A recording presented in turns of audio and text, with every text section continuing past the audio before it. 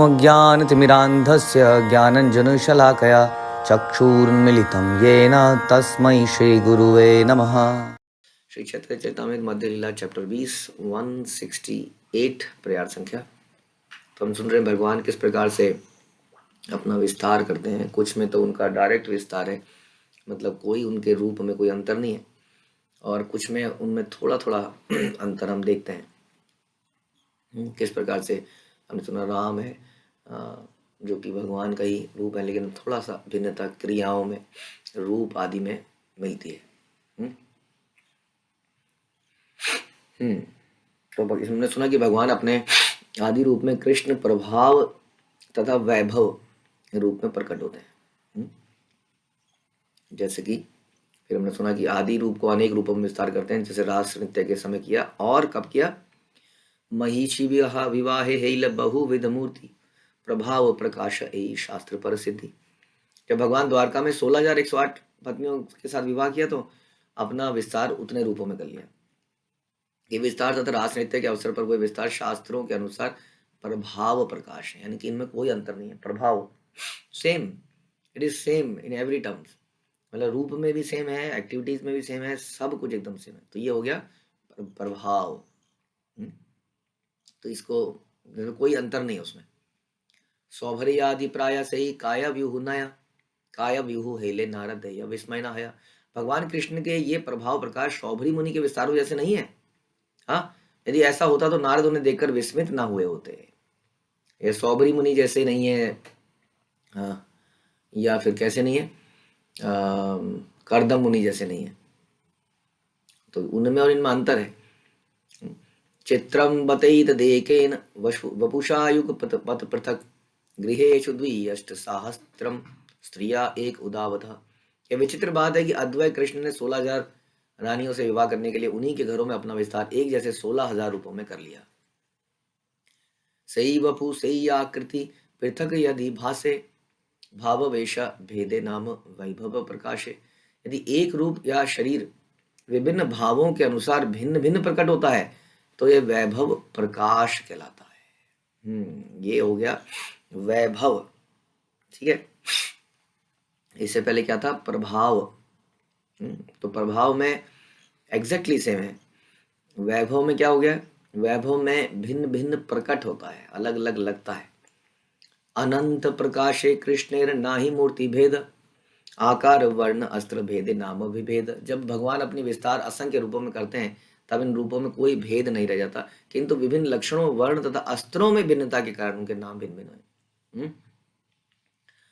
क्या है, कभी कई अस्त्र डिफरेंट हैं, जैसे हमने डिस्कस किया था कि विष्णु जो है चक्र गदा पद्म लिए घूमते हैं, भगवान तो अलग ही है, बांसुरी में रहते हैं, तो अलग हो गया। राम जी जो है धनुष लेके घूमते हैं, अलग अलग वस्त्र अस्त्र हैं, कुछ कुछ वर्णों में अंतर है, तो उनके ये कौन से हो गए सारे, ये हो गए वैभव।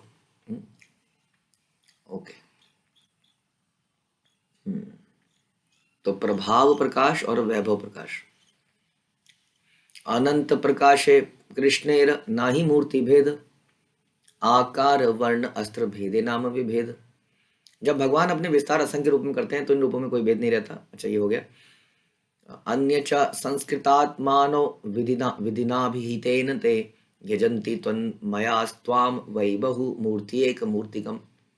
विभिन्न वैदिक शास्त्रों में इन विभिन्न रूपों की पूजा करने की विधि विधान नियत किए गए। जब मनुष्य इन विधि विधानों से शुद्ध हो जाता है तो अपने आप पूर्ण पुरुषोत्तम भगवान की पूजा करता है। यद्यपि आप अनेक रूपों में प्रकट होते हैं, किंतु आप एक ही हैं। ये भागवतम से लिया गया कि अलग अलग भगवान के अवतार हैं, उनकी पूजा विधियां भी अलग अलग तरीके से बताई गई हैं। जैसे अलग अलग डेट्स भी हैं उनके आविर्भाव होने की, अलग अलग डेट्स में मनाते हैं। नरसिंह चतुर्दशी मनाते हैं, राम नवमी मनाते हैं। इस तरह से हम उत्सव, अलग अलग पूजा की विधियां हैं, लेकिन वो एक ही हैं अल्टीमेटली। अलग अलग तरीके से भगवान के अलग अलग भावों से अट्रैक्ट हो जाता है। कई सारे लोग हैं जो भगवान परशुराम को बड़ा मानते हैं, क्षत्रिय मेंटेलिटी के। तो इस प्रकार से अलग अलग लोगों अलग अलग प्रकार से भगवान की पूजा करते हैं, लेकिन आप एक ही हैं और इनकी अलग अलग विधियां बताई गई हैं। जब व्यक्ति भक्ति में बहुत ज्यादा दृढ़ हो जाता है तब यहाँ लिखा है कि विधियों की उसको एनफोर्समेंट की जरूरत नहीं पड़ती। इसका मतलब कई बार लोग निकाल लेते हैं कि उसको उसके ऊपर कोई संरक्षण की आवश्यकता नहीं है। ऐसा नहीं है।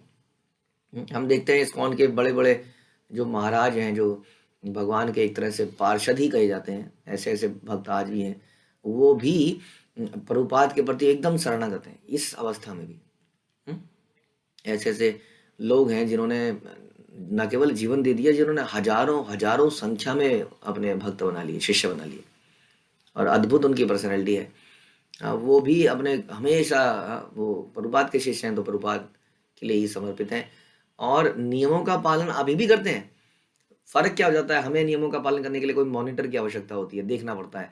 वो नियमों का पालन स्वाभाविक रूप से, तो कभी ऐसा नहीं है कि राग आने पर, कई बार ऐसा समझ लिया जाता है पता नहीं क्यों, कि राग आने पर व्यक्ति को नियमों की आवश्यकता नहीं है।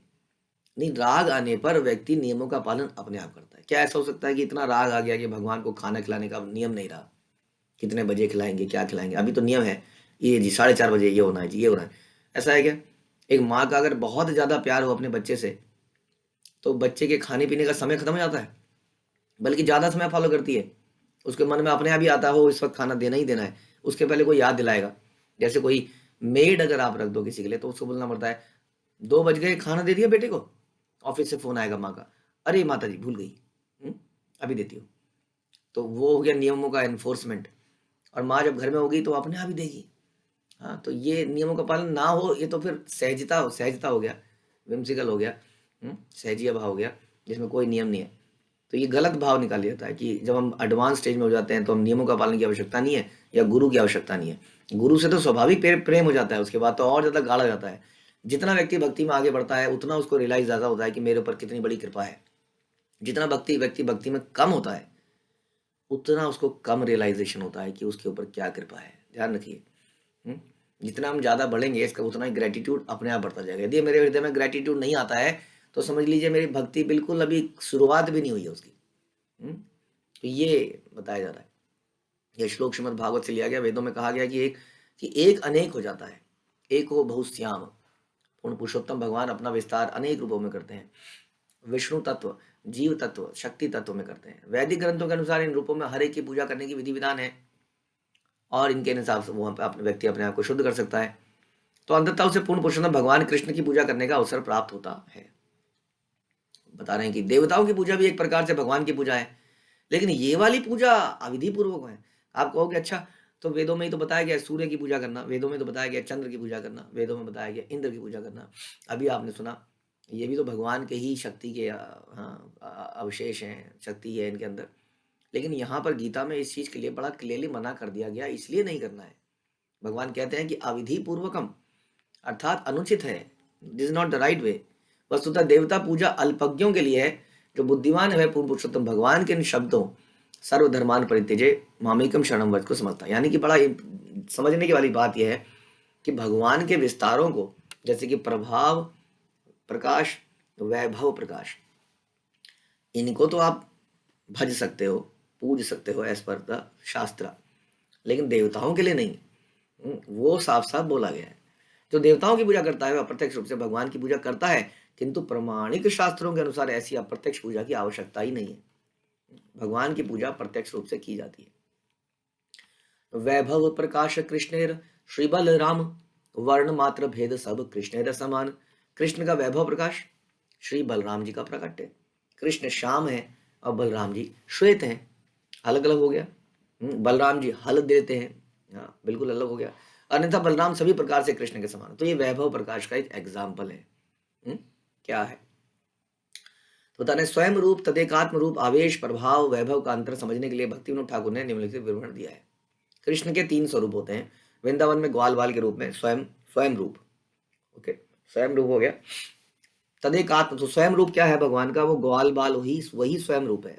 विष्णु स्वयं रूप नहीं है, क्योंकि ग्वाल बाल बड़ा साधारण सा बालक लगता है, तो इसलिए हम कई बार उसको भगवान नहीं मानते, ग्वाला मान लेते हैं। हाँ, ऐसी गलती शिशुपाल ने भी करी, बोला कि इसका तो ये तो क्या है, कौन व्यक्ति है, क्या ये वैश्य है क्योंकि गाय चराता है, या ये क्षत्रिय है कहीं राजा बन जाता है, यह है कौन ये। हाँ, उसको समझ नहीं आ रहा था।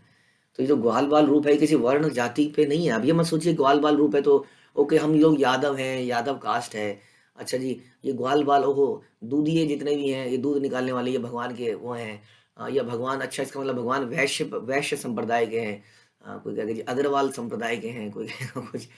तो ये भगवान संप्रदायों से ऊपर हैं। ये इनका इटर्नल रूप है, जैसा वो गोलोक में रहते हैं। तो ग्वाल बाल के रूप में स्वयं रूप है।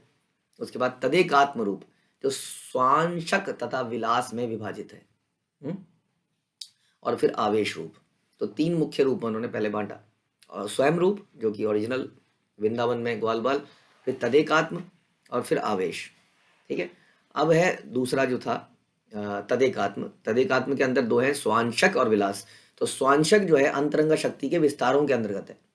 स्वांश अपने ही अंश का विस्तार, इनमें भेद आ जाएगा, स्वयं में भेद नहीं है।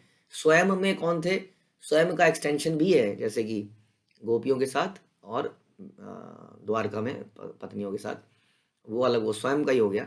और तदेकात्म में, स्वयं में हम उसको कह रहे थे प्रभाव। ठीक है। अब चलते हैं तदेकात्म, जो दूसरा है वास्तव में, जिसमें कि भिन्नता आ जाती है थोड़ी सी, जैसे कि गर्भोदक्षाई विष्णु, कारणोदक्षाई विष्णु, शिरोदक्षाई विष्णु, मत्स्य अवतार, कूर्म अवतार, वराह अवतार, नरसिंह अवतार इत्यादि। हाँ, तो ये आ गया स्वांशक। और विलास है उसके बाद। विलास क्या है, विलास है अंतर्गत प्रभाव आता है। प्रभाव में यहाँ बता रहे हैं थोड़ा डिफरेंट सी, यहाँ बता रहे हैं कि वासुदेव, संकर्षण, प्रद्युम्न, अनिरुद्ध, इनको बता रहे हैं ये प्रभाव है। एक अन्य विभाग वैभव है, एक और विभाग है जिसमें एक और प्रकार का डिवीजन है। सुन लेते हैं, मुझे लगता है बहुत ज़्यादा समझ आएगा नहीं, आएगा भी तो भूल जाएंगे। तो बता रहे हैं अन्य विभाग वैभव है, जो अभी हमने सुना था, जिसमें द्वितीय वासुदेव, संकर्षण, प्रद्युम्न, अनिरुद्ध आते हैं। इसमें 24 रूप हैं, इनमें से प्रत्येक के 3-3 रूप हैं, इनमें कुल मिलाकर 12 रूप हैं। इन 12 रूप वर्ष के 12 महीनों तथा शरीर में लगाए जाने वाले द्वादश तिलकों के मुख्य नाम है। इन चारों रूपों के अन्य 2-2 रूप हैं। इस तरह 8 रूप हुए, पुरुषोत्तम, अच्युत आदि। चारों रूप 12 रूप केशव आदि और 8 पुरुषोत्तम आदि मिलकर 24 हो जाते हैं। इन सारे रूपों के नाम उनके द्वारा अपने चारों हाथों में धारण किए गए अस्त्रों के अनुसार होते हैं। इतना साधारण विषय नहीं है समझ, तभी तो कहते हैं ये समझना इज नॉट पॉसिबल। ये भगवान की कृपा से ही व्यक्ति भगवान को समझ सकता है, ज्ञान से नहीं समझ सकता है। वैभव प्रकाश यही छे देव की तनुज, द्विभुज स्वरूप कभु कभु हय चतुर्भुज। वैभव प्रकाश का एक उदाहरण है देवकी के पुत्र। उनके कभी 2 हाथ होते हैं, कभी उनके 4 हाथ होते हैं। जब भगवान कृष्ण ने जन्म लिया तो गर्भ से बाहर आकर वो चतुर्भुज रूप में, विष्णु के रूप में प्रकट हुए। और फिर देवकी और वसुदेव उनकी स्तुति करी और उनसे कहा कि वे अपना द्विभुज रूप धारण करें। तो भगवान ने तुरंत द्विभुज रूप धारण कर लिया और उन्हें आदेश दिया कि उन्हें गोकुल में पहुंचा दें। ये काले द्विभुज नाम वैभव प्रकाश, चतुर्भुज हैले नाम प्रभाव प्रकाश। जब भगवान द्विभुज रहते हैं तो वैभव प्रकाश है, और जब चतुर्भुज होते हैं तो प्रभाव प्रकाश कहलाते हैं। स्वयं रूपेर गोप वेश गोप अभिमान, वासुदेवेर क्षत्रिय वेश आमी क्षत्रिय ज्ञान। स्वयं रूप, अपने मूल रूप में भगवान ग्वाल बाल के वेश में रहते हैं और अपने आप को ग्वाल बाल मानते हैं। इतना तो आप समझ लेंगे बस, ये मूल रूप, स्वयं रूप ये है। ग्वाल बाल का रूप जो है, ऐसा नहीं है कि भगवान ग्वाल बाल बन गए, भगवान नीची जाति में आए, गरीबों के यहाँ पैदा हुए ये नहीं है। ये हमें समझना पड़ेगा, जो वृंदावन है, जो गोलोक है, वो ऐसा ही है। इसलिए हम अक्सर कहते हैं कि आपको जीवन के साधारण शैली में अगर आनंद नहीं आएगा तो कैसे वृंदावन में आनंद आएगा। मतलब साधारण तो क्या है, वहाँ तो हर चीज़ दिव्य है, लेकिन इस तरह का जैसा हम मटेरियल चीज़ें करते हैं वो ऐसा नहीं है, नकली चीज़ें इस तरह का नहीं है। नेचुरल चीज़ें, जैसे भगवान को सजाया जाता है तो नेचुरल चीज़ों से सजाया जाता है, मतलब कि पुष्पों से, इस तरह की चीज़ों से उनका रूप है। ये वाला रूप जो है, ये ग्वाल बाल के वेश में रहते हैं और अपने आप को ग्वाल बाल मानते हैं। जब वे वासुदेव तथा देवकी के पुत्र में प्रकट के रूप में प्रकट होते हैं, तब उनका वेश था, उनकी चेतना एक क्षत्रिय और योद्धा जैसी हो जाती है। सौंदर्य ऐश्वर्य माधुर्य वे दग्ध विलास, व्रजेंद्र नंदन यह अधिक उल्लास। जब योद्धा वासुदेव के सौंदर्य, ऐश्वर्य, माधुर्य तथा बौद्धिक लीलाओं की तुलना नंद महाराज के पुत्र ग्वाल बाल कृष्ण से की जाती है, तब देखा जाता है कि कृष्ण के लक्षण अधिक सुहावने लगते हैं, अधिक अट्रैक्टिव है। इसलिए Krishna is more attractive. Vasudev के जो पुत्र हैं वो ऐश्वर्य है और सौंदर्य, माधुर्य, इन सब की तुलना जब ग्वाल बाल कृष्ण से करी जाती है तो ग्वाल बाल कृष्ण जो हैं, ऑल दो ग्वाल बाल हैं, लेकिन ज़्यादा सुहावने और ज़्यादा अट्रैक्टिव लगते हैं। गोविंदेर माधुरी देखी वासुदेवेर क्षोभ, से माधुरी आस्वादिते उपजया लोभ। निसंदेह गोविंद की माधुरी देखकर वासुदेव में क्षोभ उत्पन्न होता है। और तब उस माधुरी का आस्वादन करने के लिए उनमें दिव्य लोभ उत्पन्न होता है। तो ये भगवान के आपस के जो रूप है, इनमें भी आपसी एक तरह से अट्रैक्शन है। वासुदेव लोभ करते हैं कृष्ण को गोविंद की माधुरी से। आपने सुना है भागवतम में एक प्रसंग आएगा जिसमें कि अर्जुन और भगवान जो है उनको, एक ब्राह्मण के पुत्र की मृत्यु होती जाएगी। जब जब ब्राह्मण का पुत्र पैदा होगा मरता जाएगा और अंत में अर्जुन प्रतिज्ञा ले लेगा, यदि मैं इसकी रक्षा नहीं कर पाया तो अपने प्राण त्याग दूंगा। भगवान कहेंगे तुम ऐसे ही हमेशा प्रॉमिस करते रहोगे, प्रतिज्ञा लेते रहोगे, मैं तुम्हें उसको पूरा करता रहूंगा। हाँ, सोचा करो पहले प्रतिज्ञा लेने से पहले। और क्या होता है कि ब्राह्मण का बच्चा पैदा होता है, अर्जुन भी उसको बचा नहीं पाता है। फिर जाके भगवान कहते हैं मैं इस समस्या को सॉल्व करता हूँ। तो भगवान और अर्जुन जाते हैं और तब जाके वो विष्णु स्वरूप के पास जाते हैं और भगवान कहते हैं ये देखिए जी यहाँ पर है सारे ब्राह्मण के बच्चे, इनको लेके चलिए ब्राह्मण के पास। तो ये सारी जो घटना करी थी ये विष्णु जी की थी, क्योंकि विष्णु जी क्या चाह रहे थे, विष्णु चाहते थे कि कृष्ण का दर्शन हो जाए एक बार। और इस प्रकार से अर्जुन और कृष्ण का दर्शन वहाँ पे विष्णु को हुआ। तो इस प्रकार से ये जो भगवान के रूप है ना, इनमें भी अट्रैक्शन है कृष्ण को देखकर। निसंदेह गोविंद की माधुरी देखकर वासुदेव में क्षोभ उत्पन्न होता है और उस माधुरी का आस्वादन करने के लिए उनमें दिव्य लोभ उत्पन्न होता है। उद्गीर्ण अद्भुत माधुरी परिमलस्य आभा आभीर लीलस्य में द्वैतम हंत समीक्षयन् मुहु असौ चित्रियते चारण चेतः केली कुतूहलोत्तर लितं सत्यम रखे सखे मामकम यस्या प्रेक्षा स्वरूपताम ब्रजबधु सारूप्य मन वंचिता वंचति।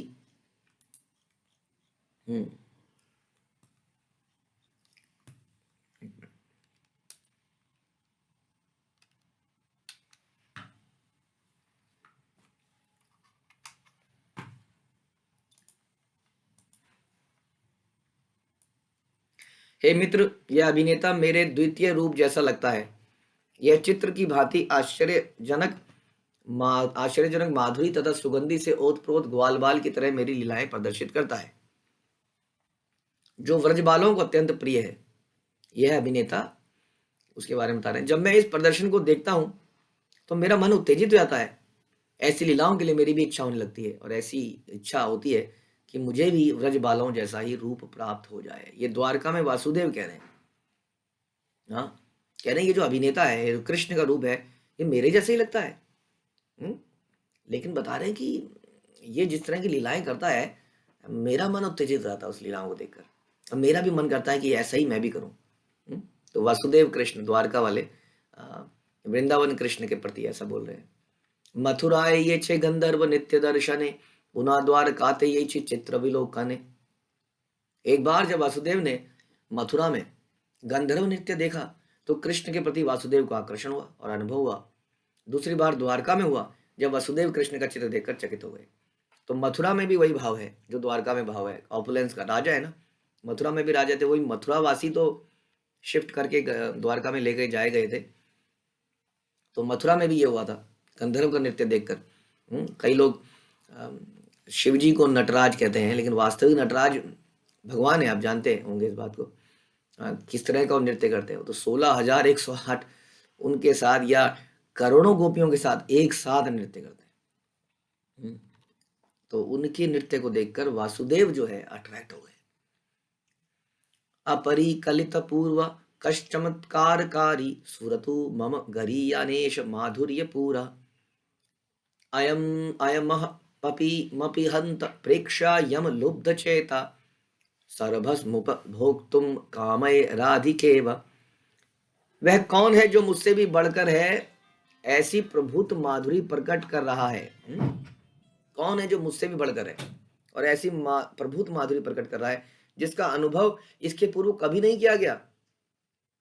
और जो सबको चकित करने वाली है। हाय, इस सौंदर्य को देखकर मेरा मन भी मोहित हो रहा है और मैं स्वयं श्रीमती राधा रानी के समान इसका आनंद उठाने के लिए इच्छुक हूँ। ये भी वासुदेव द्वारका में कहा गया, रूप गोस्वामी कृत ललित माधव में ये दिया गया। तो इस प्रकार से वासुदेव कृष्ण से इतने अट्रैक्ट हो जाते हैं। सेई वपु भिन्न बास्य किछु भिन्न कार भावावेशा कृति भेद तदेकात्म नाम तार। जब वह शरीर किंचित भिन्न रूप में प्रकट होता है और इसके स्वरूप भाव तथा रूप में किंचित भिन्न होते हैं तो तदेक आत्म कहलाता है। थोड़ा थोड़ा भिन्नता बता रहे। तदेक आत्म रूप विलास स्वांश दुई भेद विलास स्वांशेर भेद विविध विभेद। तदेक आत्म रूप के अंतर्गत विलास तथा स्वांश दो भेद हैं, लीला तथा स्वांश के अनुसार विविध भेद है, विभेद है। तो भगवान के विलास विस्तारों का वर्णन लघु भागवतामृत में है, जहाँ बताया गया कि भगवान अपनी अचिंत्य शक्ति के द्वारा भिन्न भिन्न आकारों से युक्त अपने विविध रूप प्रदर्शित करते हैं। इसलिए ये सब समझना आवश्यक है। इतना समझना तो आवश्यक है कि कुछ तो हैं जो भगवान के अवतार हैं और बाकी जीव हैं। तो जो देवता हैं वो जीव हैं, देवता अवतार नहीं कहे जा सकते। जब कृष्ण का कोई रूप आदि रूप से अभिन्न होकर कम महत्वपूर्ण होता है तो कम शक्ति दिखलाता है तो स्वांश कहलाता है। देखिए, इट इज जस्ट जैसे विष्णु है, वो अपनी पूर्ण शक्ति नहीं दिखा रहे हैं, आंशिक शक्ति दिखा रहे हैं। जैसे हम कहते हैं ना कि भगवान में 4 लीलाएं मुख्य और ज्यादा हैं, तो है तो वही विष्णु, उनमें कोई डिफरेंस नहीं है, लेकिन उस पर्टिकुलर रोल के अंदर उन्होंने अपनी शक्तियों को कम प्रदर्शित किया है, तो स्वांश कहलाता है। अपने अपने धाम में निवास कर रहे भगवान के चतुर्व्यूह अवतार जो है, संकर्षण, वासुदेव, प्रद्युम्न, अनिरुद्ध से लेकर पूर्ण पुरुषोत्तम, लेकर पुरुष अवतार, लीला अवतार, मनवंतर अवतार, युगावतार स्वांश के उदाहरण हैं।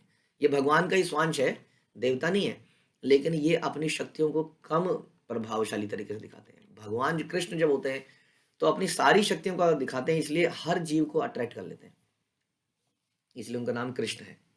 प्राभव वैभव भेद विलास द्विधाकार विलासेर विलास भेद अनंत प्रकार।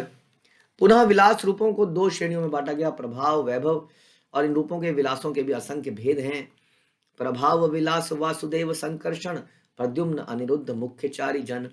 जैसा हमने बताया कि चतुर्व्यूह, ये कौन चतुर्व्यूह हैं? अगर आपको याद हो कि राम, लक्ष्मण, शत्रुघ्न, भरत, ये 4 यही 4 बने थे, वासुदेव, संकर्षण, प्रद्युम्न, अनिरुद्ध। इनको चतुर्व्यूह भगवान के बोलते हैं, चतुर्व्यूह। तो ये 2 होते हैं, पहले चतुर्व्यूह फिर दूसरे चतुर्व्यूह, इस प्रकार से। व्रजे गोप भाव रामेर पूरे क्षत्रिय भावन वर्णवेश भेदताते विलास तार नाम। कृष्ण के आदि रूप जैसे ही रूप वाले बलराम वृंदावन में ग्वालवाल है, ये भी ग्वालवाल है, लेकिन इनमें और उनमें थोड़ा अंतर है, और वे अपने आप को द्वारका के क्षत्रिय वंश के एक सदस्य भी मानते हैं। इस तरह उनका रंग वेश भिन्न है और वे कृष्ण के लीला रूप कहलाते हैं। वैभव प्रकाश यार प्रभाव विलासे यही ये मूर्त बलदेव भाव भेदे भासे। श्री बलराम कृष्ण के वैभव प्रकाश रूप हैं। वे वासुदेव, संकर्षण, प्रद्युम्न, अनिरुद्ध के मूल चतुर्व्यूह में भी प्रकट होते हैं। ये भिन्न भावों वाले प्रभाव विलास विस्तार हैं। तो भगवान के पहले जो विस्तार हैं वो बलराम जी माने जाते हैं। फिर ये बलराम जी वो चतुर्व्यूह बनते हैं, जिसमें कि वासुदेव, संकर्षण, प्रद्युम्न, अनिरुद्ध आता है। फिर उन्हीं से आगे संकर्षण, महासंकर्षण, और फिर आगे महाविष्णु आते हैं। तो इस प्रकार से कृष्ण से ये सारे अंश निकलते हैं। आदि चतुर्व्यूह इहार केह नाही सम अनंत चतुर्व्यूह गणेर प्राकट्य कारण। चतुर्व्यूह का प्रथम विस्तार अद्वितीय है, उनकी कोई तुलना नहीं है। ये चतुर्व्यूह रूप अनंत चतुर्व्यूह रूपों के स्रोत हैं। कृष्ण राय चारि प्रभाव विलास द्वारका मथुरा पूरे नित्य इहार वास। भगवान कृष्ण के 4 प्रभाव विलास रूप द्वारका और मथुरा में शाश्वत निवास करते हैं। यही 4 है ते 26 मूर्ति प्रकाश अस्त्र भेद नाम भेद वैभव विलास। एक मूल चतुर्व्यूह से 24 रूप प्रकट होते हैं। वे अपने चारों हाथों में धारण किए जाने वाले अस्त्रों की स्थिति से जाने जाते हैं। वे वैभव विलास करते हैं। तो आपने सुना है कि शंख, चक्र, गदा, पद्म एक पर्टिकुलर सीक्वेंस में चलते हैं। आप देखेंगे मुख्य रूप से चक्र जो है और गदा पीछे के हाथों में रहेंगे, पद्म और शंख जो है आगे के हाथों में रहेंगे। तो भक्तों के लिए भगवान शंख और पद्म होते हैं, कमल होता है, और असुरों के लिए चक्र है और गदा है, लेकिन इनकी पोजीशन बदलती रहती है। जरूरी नहीं कि चक्र हमेशा पीछे के हाथ में रहे और गदा पीछे के हाथ में रहे, किसी किसी। तो ये 24 है, कभी गदा राइट में है, फिर गदा दूसरे हाथ में है, फिर गदा तीसरे हाथ में है, फिर चौथे हाथ में है, फिर पद में, इस तरीके से। तो ये कॉम्बिनेशन, परमुटेशन, कॉम्बिनेशन, तो इस प्रकार ये 24 बन जाते हैं। पुनः कृष्ण चतुर्व्यूह लैया पूर्व रूपे, पर व्योम मध्य वैसे नारायण रूपे। भगवान कृष्ण पुनः विस्तार करते हैं, हाँ, और परव्योम अर्थात आध्यात्मिक आकाश में अपने मूल चतुर्व्यूह रूपों के विस्तार के साथ अपने चतुर्भुजी नारायण रूप में पूर्ण रूपेण स्थित है। ताहा ताहा हईते पुनः पुनः चतुर्व्यूह पर काश, आवरण रूपे चारी दिखे यार वास। इस तरह मूल चतुर्व्यूह रूप पुनः द्वितीय चतुर्व्यूह में प्रकट होते हैं। इन द्वितीय चतुर्व्यूह के आवास चारों दिशाओं को आच्छादित कर लेते हैं। अनंत एक्सटेंशन बनते जा रहे हैं, आप समझ लीजिए, इतना समझ सकते हैं हम कि कृष्णा इज अनलिमिटेड, इसलिए उनको समझना मुश्किल है। चारी जनेर पुनः पृथक तीन तीन मूर्ति, केशववादी यहाँ हिते विलासेर पूर्ति। इन चतुर्व्यूहों का पुनः 3 बार विस्तार होता है, जिसमें केशव आदि आते हैं, यह विलास रूपों की पूर्ति है। ये सब चीजें किसको बताई जा रही हैं? ये सब चीजें चैतन्य महाप्रभु सनातन गोस्वामी को बता रहे हैं। और फिर ये लोग आगे ग्रंथों में इसका विस्तार करते हैं। तो एक तरह से देखा जाए तो आपने देखा कि जीव क्यों पैदा होता है ना। चैतन्य सनातन गोस्वामी ने पूछा, मैं क्यों दुखी हूँ? हाँ, यानी कि बिगिनिंग से लेके ये एंड तक का सारा ज्ञान दे डाला, एक तरह से देखा जाए तो पूरे का पूरा। जीव का स्वभाव क्या है, वहां से शुरू करते करते करते करते ये भगवान की पूरे विस्तारों के बारे में जानकारी चैतन्य महाप्रभु। इतनी जानकारी कौन दे सकता है कृष्ण के अलावा? वही जानते हैं अपने आप को, इसलिए वही वो जानकारी सनातन गोस्वामी को इस प्रकार से दे रहे हैं। चक्रादि धारण भेदे नाम भेद सब, वासुदेव मूर्ति केशव नारायण माधव।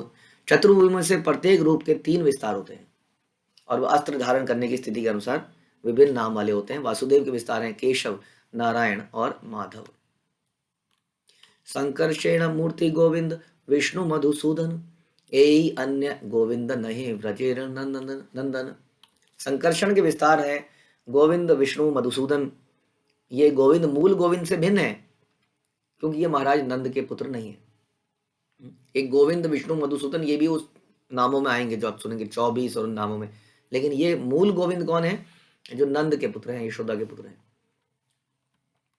प्रद्युम्नेर मूर्ति त्रिविक्रम वामन श्रीधर, अनिरुद्धेर मूर्ति ऋषिकेश पद्मनाभ दामोदर।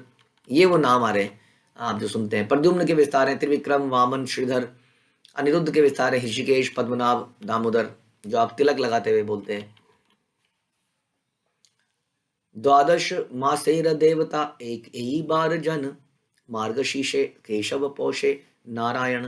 ये 12 महीनों के प्रधान देवता हैं। केशव अग्रहायण मास के और नारायण पौष मास के प्रधान देवता है। तो कौन किस मास का प्रधान देवता है वो यहाँ पर बताया जा रहा है। माधेर देवता माधव, गोविंद फल फाल्गुने, चैत्रे विष्णु वैशाखे श्री मधुसूदन। माघ मास के प्रधान देवता माधव हैं, फाल्गुन के गोविंद हैं, विष्णु चैत्र के हैं, मधुसूदन वैशाख के हैं, प्रधान देवता हैं। उसके बाद फिर ज्येष्ठ का महीना आता है। ज्येष्ठ त्रिविक्रम आषाणे वामन देवेशे, श्रावणे श्रीधर भाद्रे देव ऋषिकेश।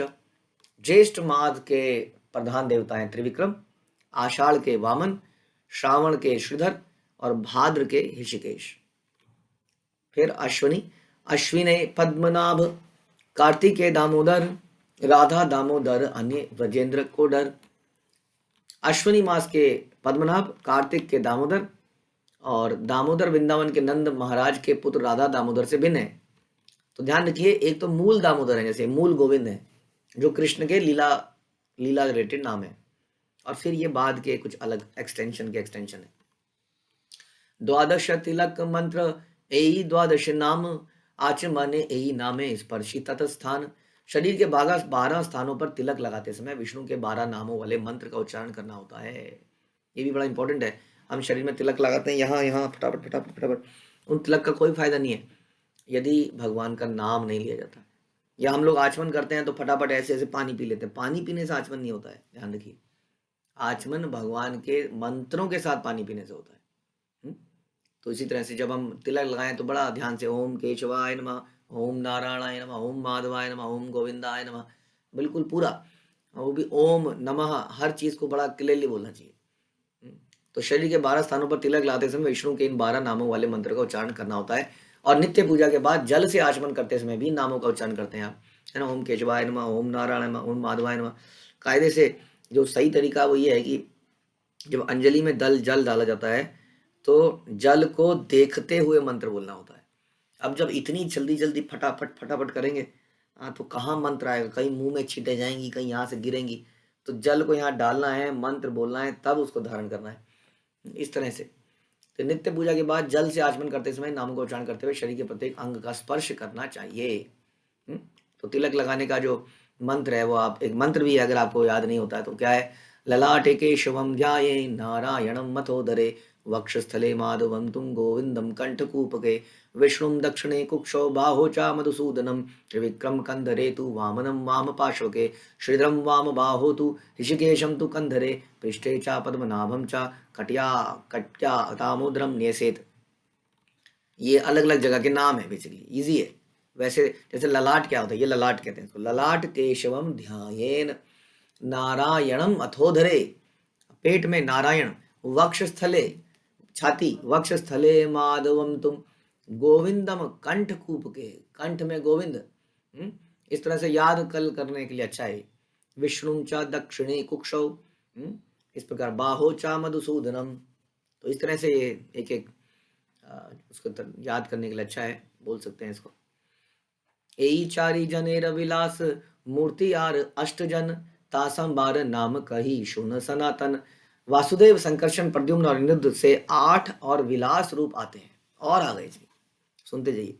हे सनातन, मैं उनके नामों का उल्लेख करता हूं, उन्हें सुनो। ये 8 हैं, लीला विस्तार है। पुरुषोत्तम अच्युत नरसिंह जनार्दन हरि कृष्ण अधोक्षज उपेंद्र अष्टजन। ये 8 विलास लीला अवतार हैं, पुरुषोत्तम अच्युत नरसिंह जनार्दन हरि कृष्ण अधोक्षज तथा उपेंद्र। इस प्रकार से ये 8 हैं, और ये 8 से और निकलेंगे और निकलेंगे, और इस प्रकार से चलता ही रहेगा। आज हम इसको यहीं समाप्त करते हैं। इन अवतारों के बारे में हम और सुनेंगे। तो भगवान कितने दिव्य हैं, हमें कम से कम इसमें ये अटैचमेंट होनी चाहिए कि Krishna my super hero is not जितने साधारण हमें लग जाते हैं, क्योंकि महान मनुष्य अपने आप को साधारण रूप में प्रकट करता है। वैसे कृष्णा ग्वाल बाल रूप में प्रकट करते हैं, गोबर में गाय की पूंछ पकड़ के स्केटिंग करते हैं, लेकिन उनका असली जो विलास, वैभव, प्रकाश, वो आज आपने सुना, जो चैतन्य महाप्रभु ने सनातन गोस्वामी को सुनाया। हरे कृष्णा। श्री प्रभुपाद की जय। श्री चैतन्य चरितामृत की जय। श्री कृष्णदास कविराज की